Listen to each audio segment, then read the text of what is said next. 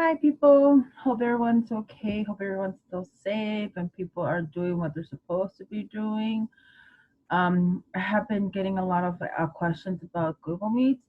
I will do them, but I will send out Google invites to the entire class and the time frame that I'm doing them. It's difficult to just open up a Google chat when I have a 11-month-old crying in the background. I mean, she's not crying, but she has a little fit. So I'll try to schedule more to go around her schedule. So when she's napping, we could have these Google Hangouts. Okay, like right now she's napping, so I'm making this recording before she wakes up. So today we're gonna link imperialism to World War One. A lot of you may be thinking, well, what does imperialism have to do with World War One? Well, it has a lot to do with it. All right, and we'll start with the blurringer. Imperialism can cause what type of issues between countries? Remember that imperialism was the second round of colonization, where you have these European nations colonizing now the Eastern or the Old World instead of the New World, where they're trying to take as much as they can. Their belief was that the more territories you owned, the more powerful you were. And what this was causing between nations was competition. Who was going to be the strongest at the end of all of this? It's an unofficial competition. It's not like they had a start line and said, okay, go. Right? It is an unofficial competition, but they're still competing against each other. They're trying to become the most powerful nation in the world. At the end of this, as we saw, was Germany. Sorry, was Great Britain. Great Britain became the powerhouse of imperialism. They conquered majority or a whole bunch of huge territories. This is why that we had that saying that the sun never sets on the British Empire, because it really doesn't. Going across the entire world, you had British colonies, and they were the unofficial winner of this made up race to become an imperial power.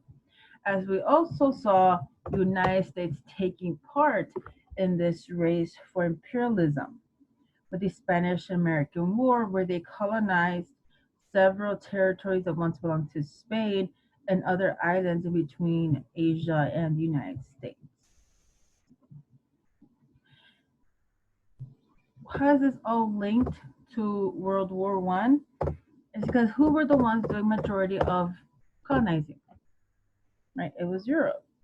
Europe was competing against each other to become the greatest power. The United States is still seen as the child in this game.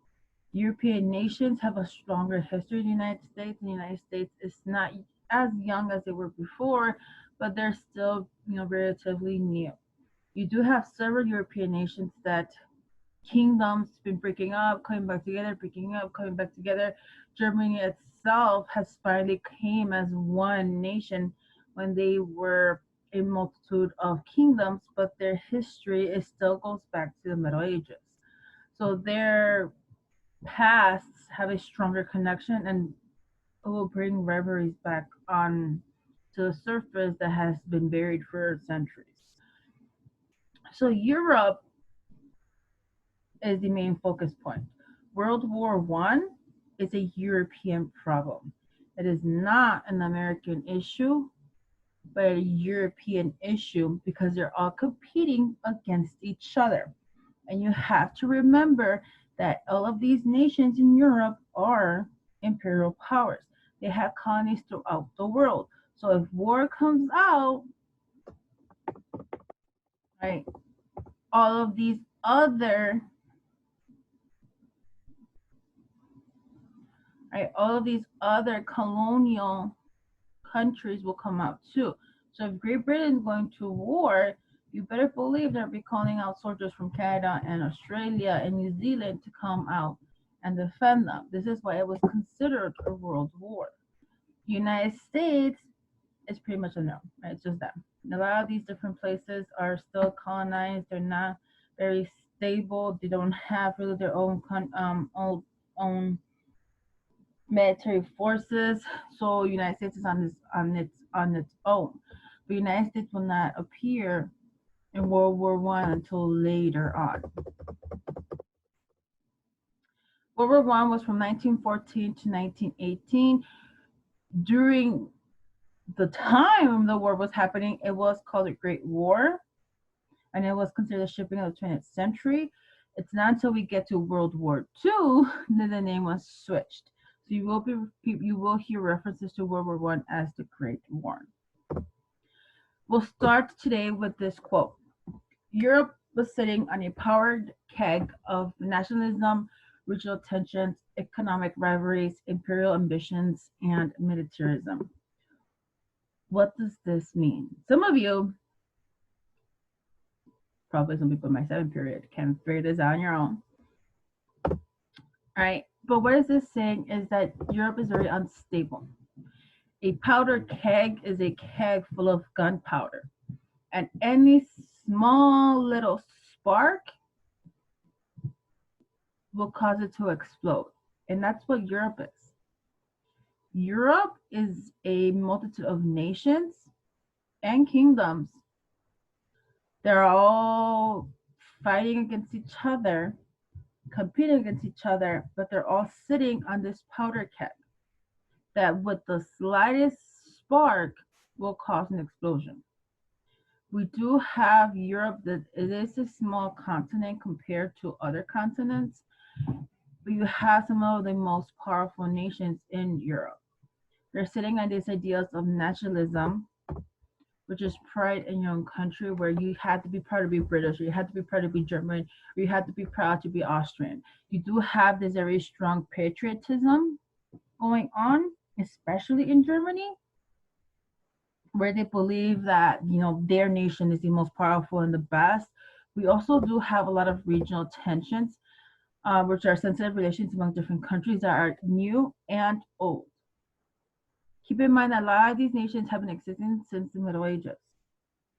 There is a lot of treachery and a lot of issues between nation and nation, and some issues that believed were old will come to surface again. We also have economic rivalries, jealousy over economic success. Remember that during the Industrial Revolution, when I first introduced it to you guys, England was the first one to become industrial, and countries as France, United States, and Germany followed after. But a lot of those Eastern European countries were not able to keep up. You do have a lot of inequalities within finances and economies within the countries, especially those countries that industrialize a lot faster than others. We have imperial ambitions, desire to becoming an empire, which is the whole race to become imperial powers. And in order for you to become an imperial power, you also have militarism, wanting military power. In order for you to become an imperial power, you have to prove that you also have a good military. You can't conquer new territories without having a good military.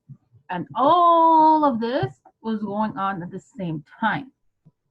A lot of issues were happening throughout all of these nations, and this is why we say that they were sitting in a powdered keg, because all of these issues were on the surface. They were just sitting there waiting for something to happen to cause this explosion and the declaration of war. During World War I, we'll have two sides, the Triple Alliance and the Triple Entente. The Triple Alliance will be known as the Allies. The Triple Entente will be known as the Central Powers. Here's the issue. During World War I, they were switched. The countries that are now recognized as Triple Alliance back then were considered Triple Entente. And the countries that were considered Triple Entente now, back then, were considered Triple Alliance. The sides and the names switched during World War II. I am giving you what we know now, but I will show you a video in a few days where they will talk about the parties being like, they'll call these countries Entente and these countries Triple Alliance. But for your reference, And for your knowledge, you have to remember that they are switched. Under Triple Alliance, we have France, United Kingdom, Russia, Italy, Romania, Serbia, Belgium, Greece, Portugal, and that'll be it. Right, these are the countries that make up the Triple Alliance. It says Triple Alliance, and you kind of assume, well, maybe it's just 3 countries. Yeah, no, it's more than 3 countries, but that's how they were titled. For the Triple Entente, you have Germany, Austria-Hungary, Ottoman Empire, and Bulgaria. These countries will be known as the Triple Entente.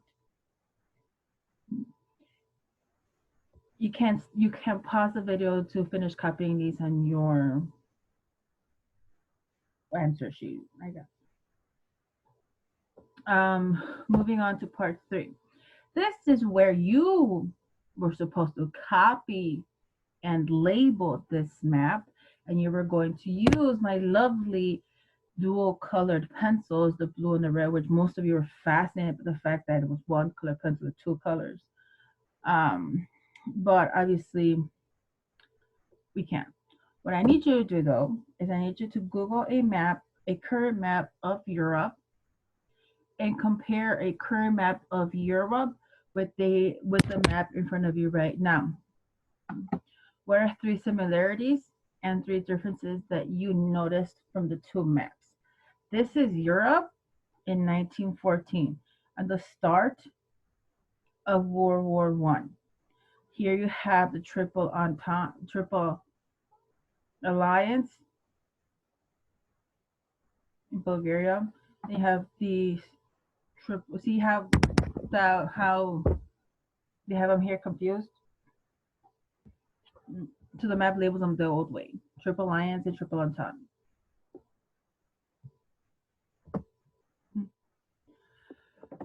You can pause the video here for you to complete that section of your answer sheet. Moving on to part 4, MAIN, M-A-I-N. These are the 4 reasons of World War I: militarism, alliances, imperialism, and nationalism. What I want you to do is I want you to find each term in your own words. So do not copy and paste from Google or dictionary.com or websterdictionary.com or whatever page that you have the definition from. Explain them in your own words, and then Google an image that presents each word. There you could copy and paste. We'll talk about this more specifically the next time I have your class. And we'll talk about what sparked that powdered keg to explode. Okay, like I said, this is it for today. Have that in, turn it in. Make sure you click that turn in button. Those of you who have been printing them on paper, I need you guys to be turning them in now as well. So you could print them on paper, do it by hand, and then take a picture and upload it on your assignment or email it to me. The people higher up than me want you guys to be completing more assignments on Google Classroom. Besides that, I really don't have anything else. I have no idea when I will see you guys again. Well, as of right now, May. But based on what's going on, I don't know. Hope everyone's safe. If you have any issues or need something to talk to, you can always email me. I always answer. Besides that, I have nothing else. Have a good day, kids.